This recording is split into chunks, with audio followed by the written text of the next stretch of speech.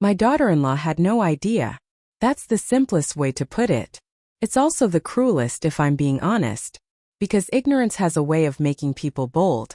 And boldness, when mixed with arrogance, tends to expose things that would otherwise stay hidden. I remember the exact moment everything began to shift. It was a Tuesday, 6:40 p.m. I know because I had just finished microwaving leftover chicken soup, store-bought, nothing fancy, and I was standing at my kitchen counter still in my work clothes. Same navy slacks I've worn for years. Same scuffed leather shoes. The kind no one notices. My house? Small. Quiet. Paid off 20 years ago. 2 bedrooms, 1 bathroom, creaky floors that complain louder than I do. If you walked in, you'd think retired man modest means probably lives off Social Security and coupons. That illusion had taken me decades to perfect. My phone buzzed. It was Emily, my daughter-in-law. "Hi, Dad," she said when I picked up. Her voice had that cheerful tightness people use when they're trying to sound warm without actually feeling it. "Evening, Emily. We were thinking. Maybe you could join us for dinner this Friday?" "We?" I asked. "Me, Daniel, and my parents. They're in town." Ah, there it was. A small sentence casually delivered, but it landed heavier than it should have. I hadn't met her parents yet. 3 years of marriage and somehow it had never happened. Scheduling conflicts. Travel. Excuses that always sounded reasonable until you stacked them together. "What's the occasion?" I asked. "Oh, nothing special," she said quickly. Too quickly. "Just family." Family. That word always carries more weight than the person using it realizes. I paused just long enough for her to notice. Is that okay?" she added. "Of course," I said. "What time?" 7 p.m. "I'll text you the address." Looking forward to it. That was a lie. Not because I didn't want to go, but because something in her tone, something thin and stretched, made me feel like I wasn't being invited. I was being evaluated. Daniel called me an hour later. "Hey, Dad," he said. He sounded tired. He always sounds tired these days. "Your wife invited me to dinner." A pause. Then a quiet exhale. "Yeah, about that." I leaned against the counter, crossing my arms. "You want to tell me what's going on?" "It's nothing," he said. "Just her parents are a bit traditional." I almost laughed. That's a polite word. They're just particular about status. Appearances. You know. Oh, I knew. I'd built an entire career around people like that. "They think I come from money," Daniel continued. "Emily told them that early on. It just stuck. And you didn't correct her." Another pause. "It wasn't the right time," he said. "It's never the right time to tell the truth when the lie is convenient." He didn't respond to that. "So what am I walking into on Friday?" I asked. "I don't know," he admitted. "But just be yourself." I smiled at that. A small private smile. That was exactly what I intended to do. Friday came slower than expected. I spent the day at the office. Quietly. As always. No one there calls me sir. No one stands when I enter a room. Most of the staff don't even know my name. I prefer it that way. Officially, I'm listed as a consultant. Unofficially, well, let's just say the name on the building wasn't chosen by accident. Daniel's office is on the 28th floor. Corner suite. Glass walls. The kind of space that makes people feel important just by standing in it. He earned that office. I'll give him that. But he didn't earn the building. Not yet. At 4:15 p.m., I passed by his door. He was inside arguing on the phone. His voice was low, controlled, but I could hear the strain. "We can't approve that without." He saw me through the glass and stopped mid-sentence. Our eyes met. For a moment he looked like a boy again. Not the CEO. Not the man in the tailored suit. Just my son caught between two worlds. I gave him a small nod and kept walking. No need to interrupt. I already knew the kind of pressure he was under. Pressure has a way of revealing who people really are. I got to the restaurant at 6:55 p.m. 5 minutes early. Always 5 minutes early. It was one of those upscale places where the lighting is dim enough to hide flaws, but bright enough to remind you how much everything costs. White tablecloths. Polished silverware. A wine list thicker than most novels. I was underdressed. On purpose. Same navy slacks. Same scuffed shoes. A plain button-down shirt I'd owned for at least 10 years. No watch. No jewelry. The hostess looked at me the way people do when they're trying to decide if you belong. I'm here for the Carter reservation, I said. She checked her list, then gave me a polite professional smile. Right this way. They were already seated. Emily stood up when she saw me. Her smile was bright, but her eyes flicked over my clothes in less than a second. Most people wouldn't notice that kind of thing. I do. Dad. You made it. Wouldn't miss it. Daniel gave me a quick nod. Tense. Quiet. Then I met her parents. Her father stood first. Tall, broad-shouldered, the kind of man who fills space like he owns it. Expensive suit. Gold watch. Firm handshake that lingered just a second too long. Richard, he said. Nice to finally meet you. Likewise. Her mother stayed seated. She offered a smile that didn't quite reach her eyes. Margaret, she said. I nodded. Pleasure. We sat. For the first 10 minutes everything was normal. Polite conversation. Small talk. Weather. Travel. The usual dance people perform when they're measuring each other without saying it out loud. Then the questions started. So Richard, her father said, swirling his wine. What is it you do these days? Consulting, I said. For what industry? Various. He smiled. Thin. Curious. That sounds flexible. It keeps me busy.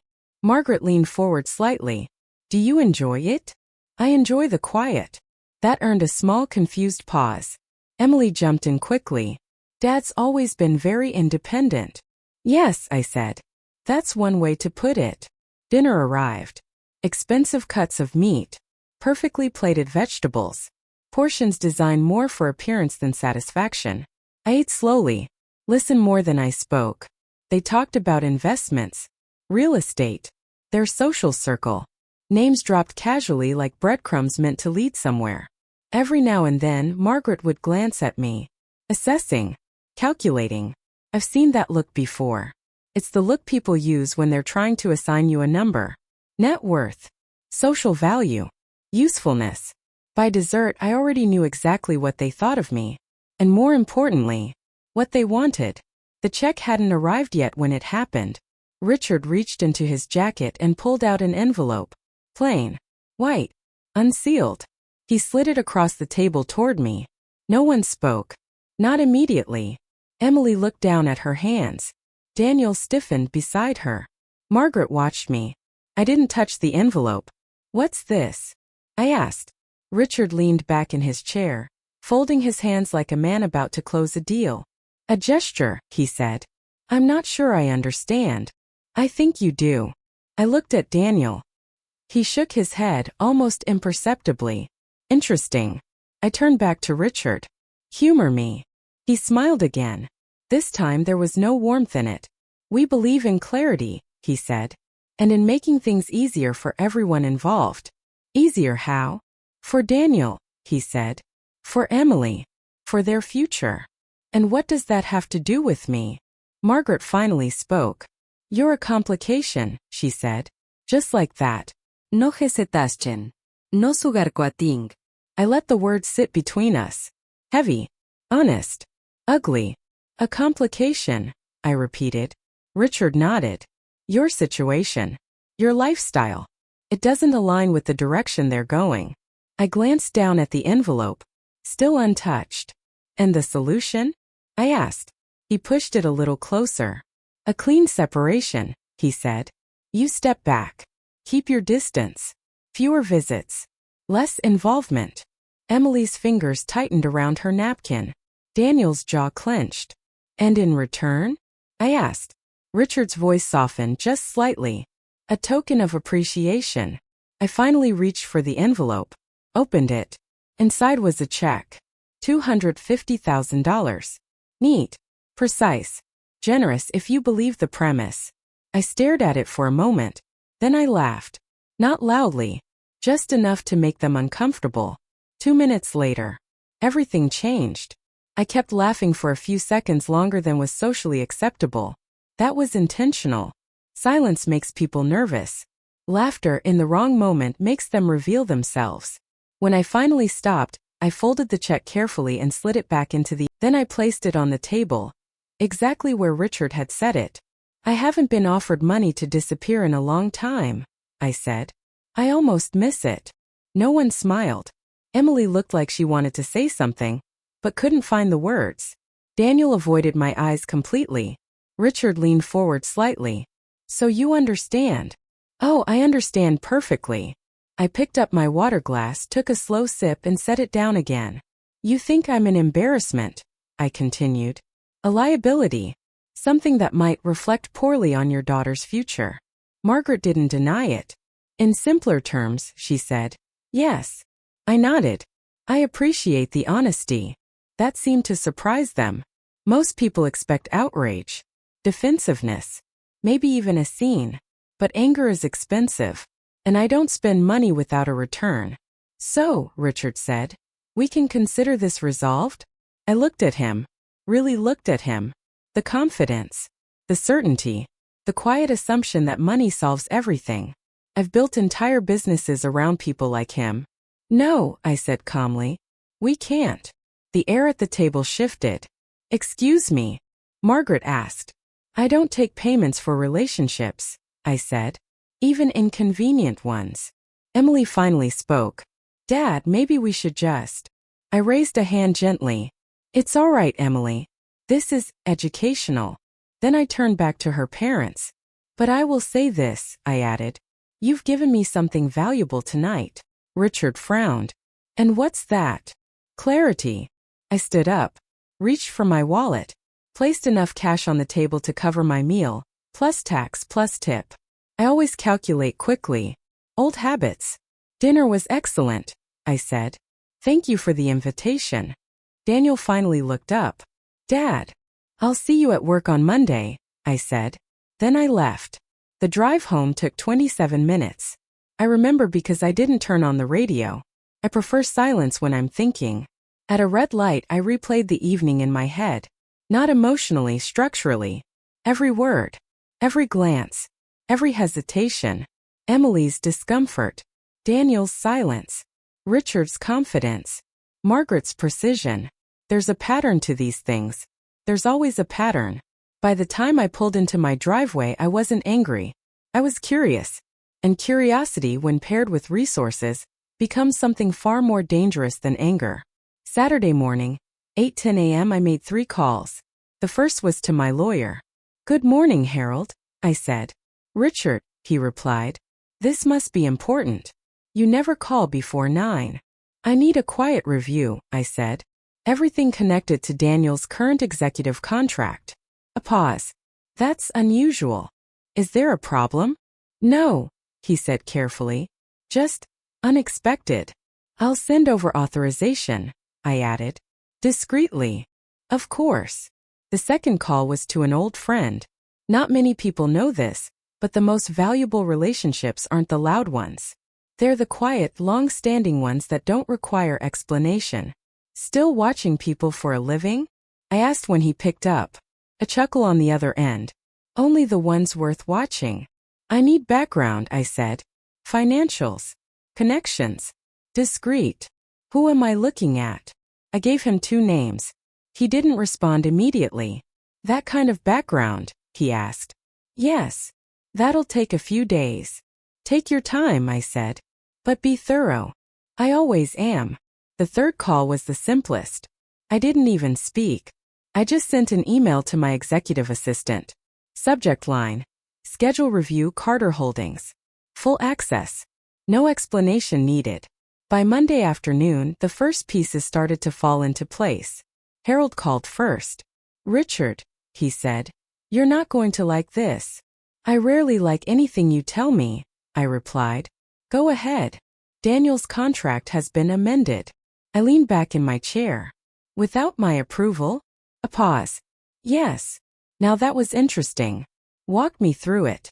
There are new clauses, Harold continued. Performance incentives tied to external partnerships. Significant ones. How significant? 7 figures.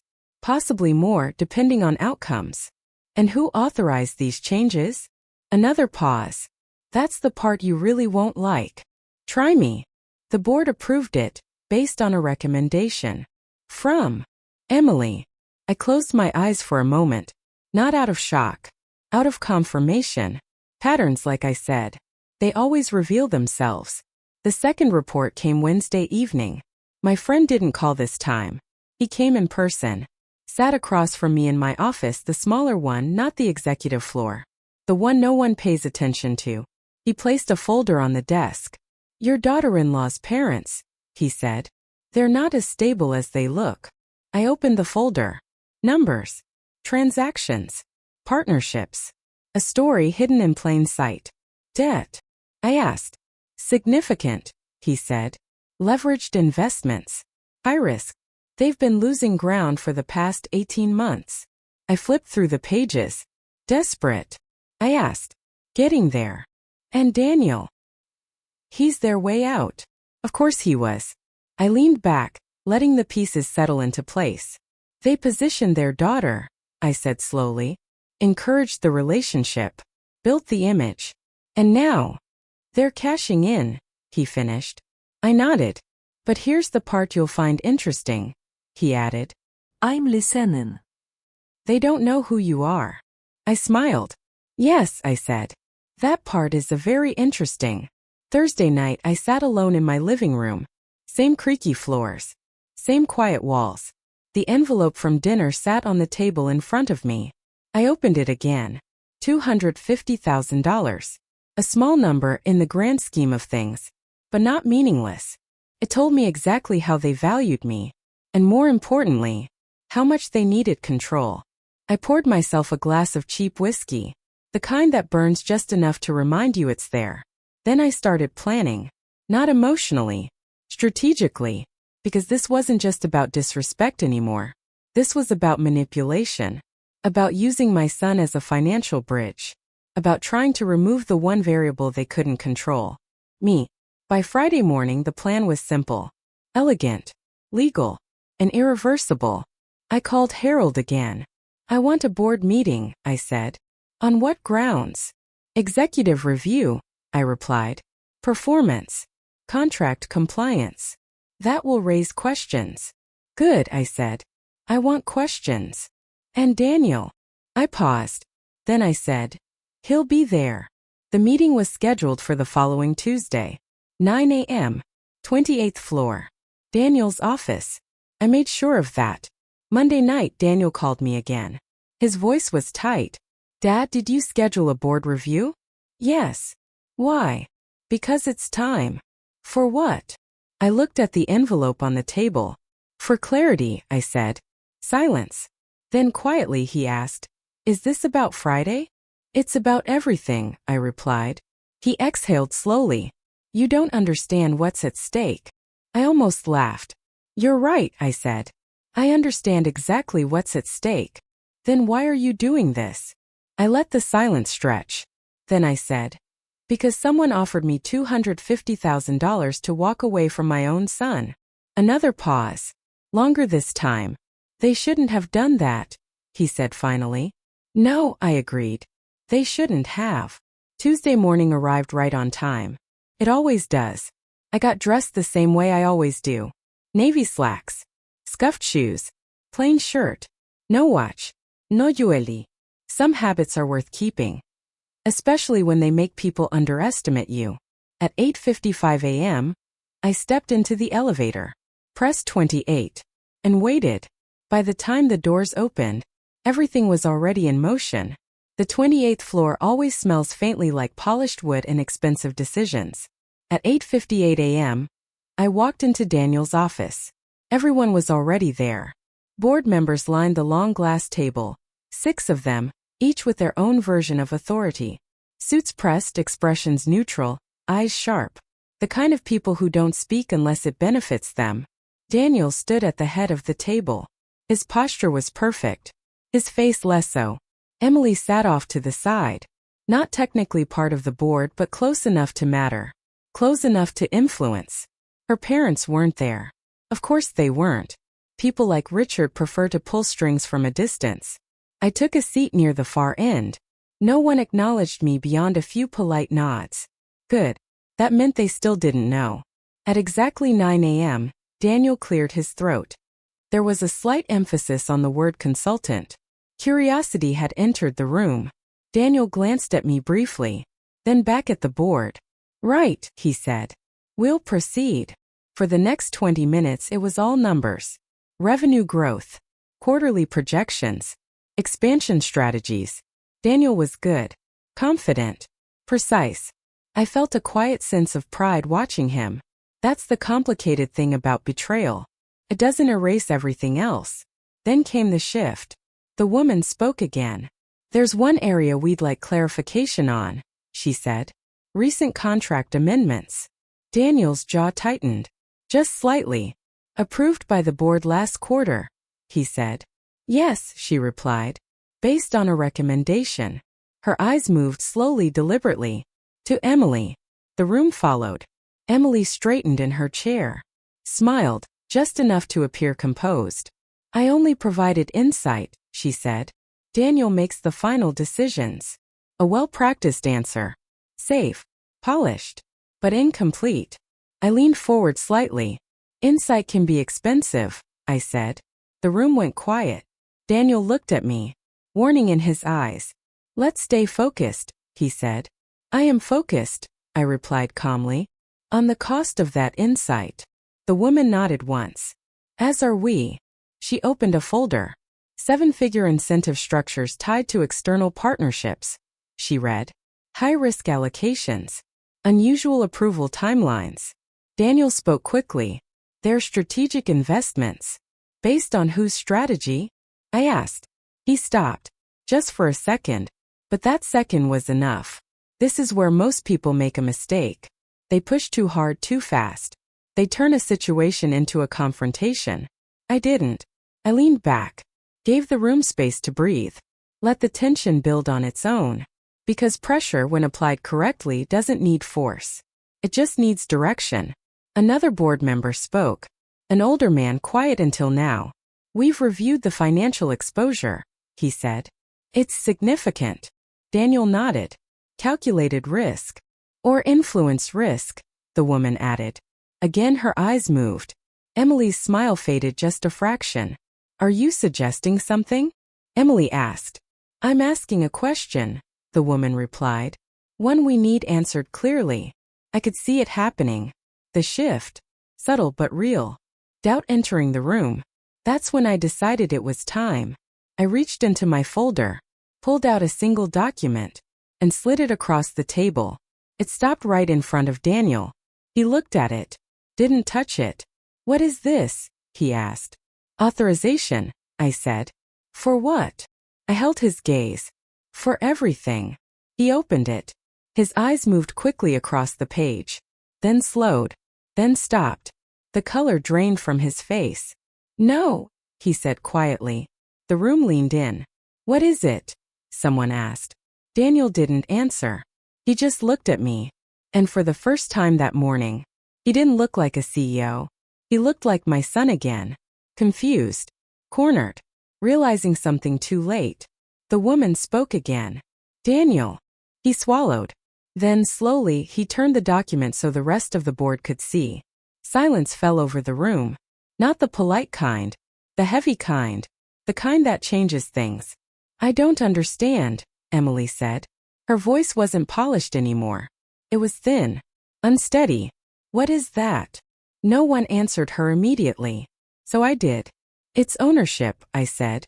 She frowned. Ownership of what? I gave a small, tired smile. Everything, I repeated. You could feel it. The exact moment the illusion broke. It didn't shatter loudly. It didn't explode. Just collapsed. Quietly. Completely. I don't, Emily started. That's not possible. But it was. It had always been. I just never felt the need to announce it. Until now. Richard had asked for clarity, so I gave it to him. Just, not in the way he expected. Daniel finally spoke. You're the majority owner, he asked. Have been for a long time. Why didn't you tell me? I considered that for a moment. Then I said, because I wanted to see who you'd become without it. That one landed. Hard. Emily stood up suddenly. This is ridiculous, she said. There has to be some mistake. There isn't, the woman replied calmly. We've verified the documentation. Emily shook her head. No, this changes things. Yes, I said quietly. It does. Another board member leaned forward. Given this information, he said, we need to reassess the recent decisions. Agreed, the woman said. Immediately. The room shifted again. This time decisively. Power doesn't announce itself. But when it moves, everyone feels it. Daniel sat down slowly. He looked at me. Not with anger. Not even with resentment. Just realization. They used me, he said. It wasn't a question. No, I said. They partnered with you. He shook his head. No, they used me. Emily's voice cut in. That's not fair. Isn't it? He snapped. That was the first time his control slipped. Just for a second. But it was enough. I didn't raise my voice. I didn't need to. This isn't about fairness, I said. It's about choices. I looked at Daniel. You made yours. Then I looked at Emily. And so did you. The woman closed her folder. We'll need a full audit, she said. All external partnerships. All recent approvals. Effective immediately, another added. No one argued. No one defended. Because at that point, there was nothing left to defend. I stood up. Straightened my shirt. Same plain shirt. Same scuffed shoes. Nothing had changed. Except everything. As I walked toward the door, Daniel spoke again. Dad. I stopped. Didn't turn around. Yeah. His voice was quieter now.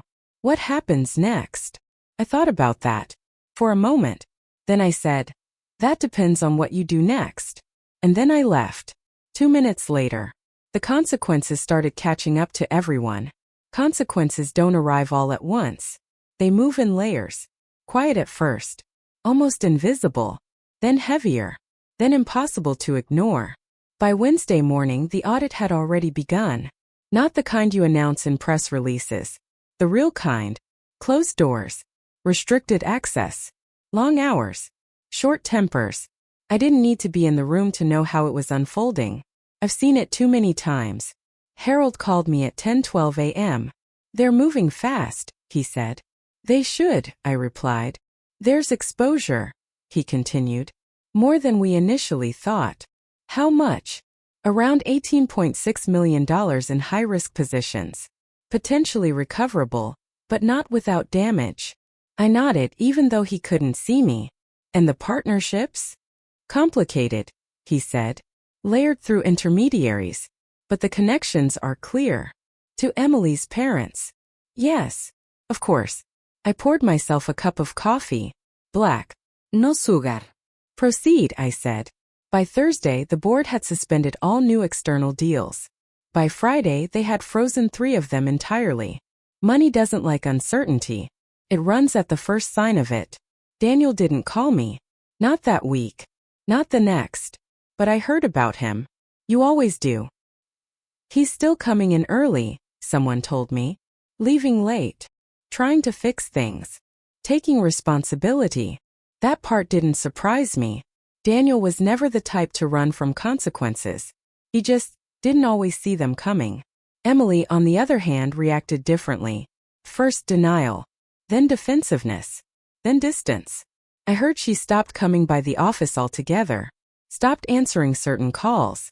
Started making others. Desperate ones. Her parents tried to intervene. Of course they did. People like Richard don't accept loss quietly. They scheduled meetings. Requested clarifications.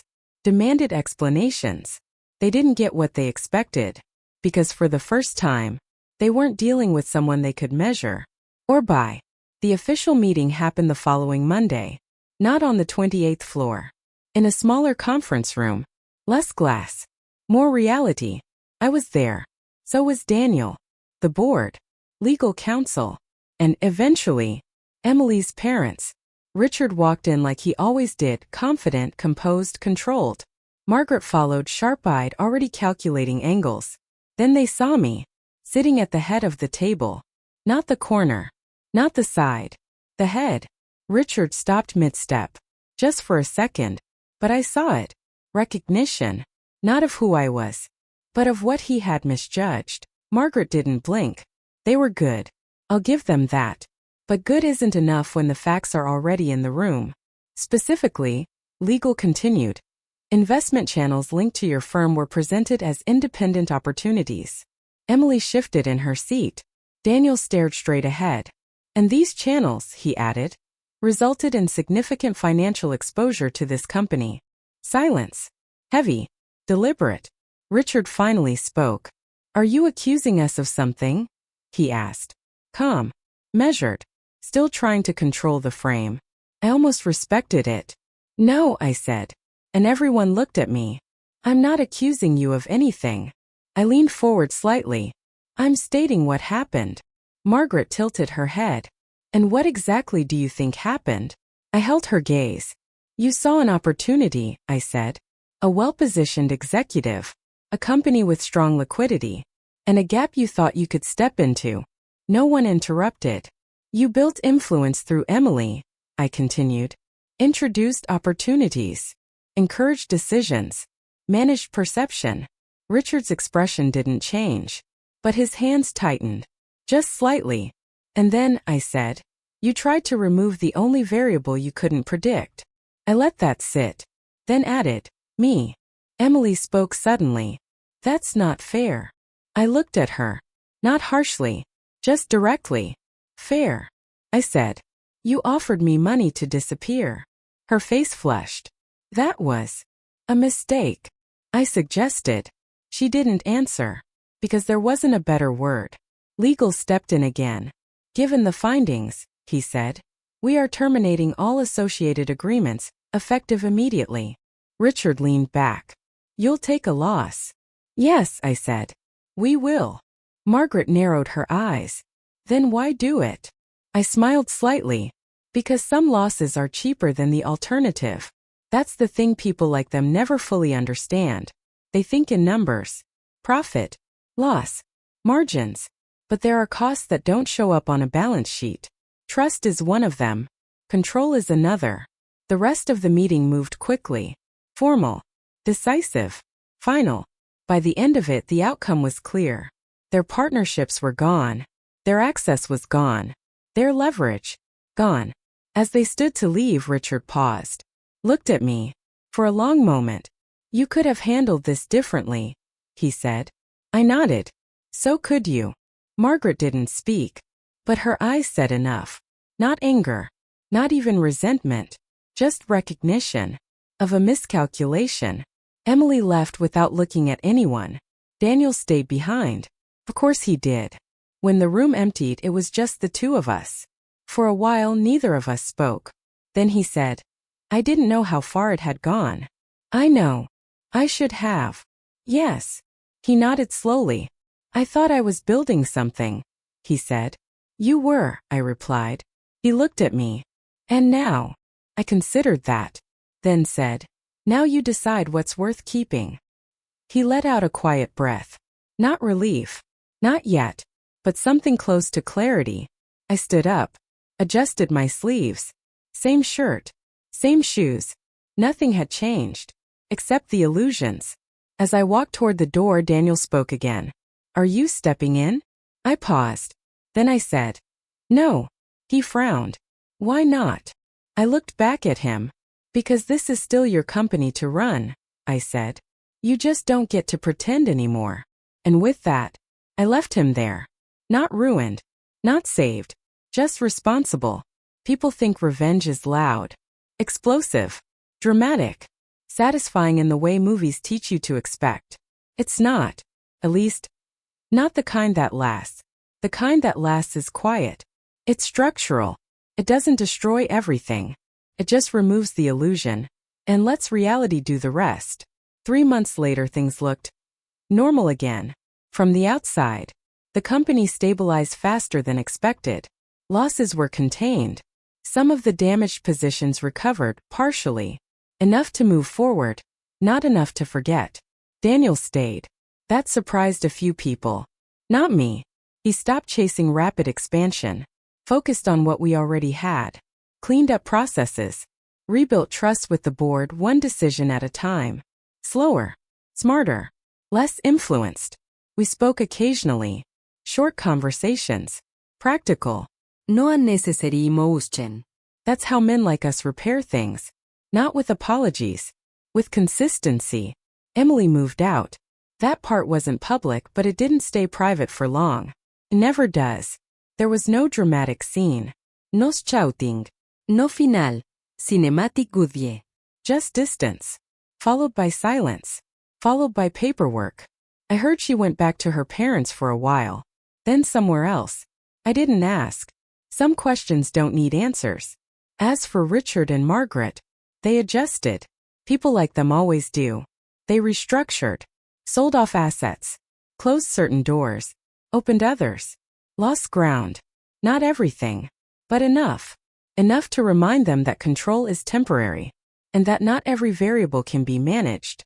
One evening about 6 weeks after the meeting I got a letter. Handwritten. No return address. I recognized the handwriting immediately. Emily. I didn't open it right away. I made coffee first. Sat at my kitchen table. Same table. Same creaky chair. Then I opened it. It wasn't long. No excuses. No elaborate explanations. Just a few lines.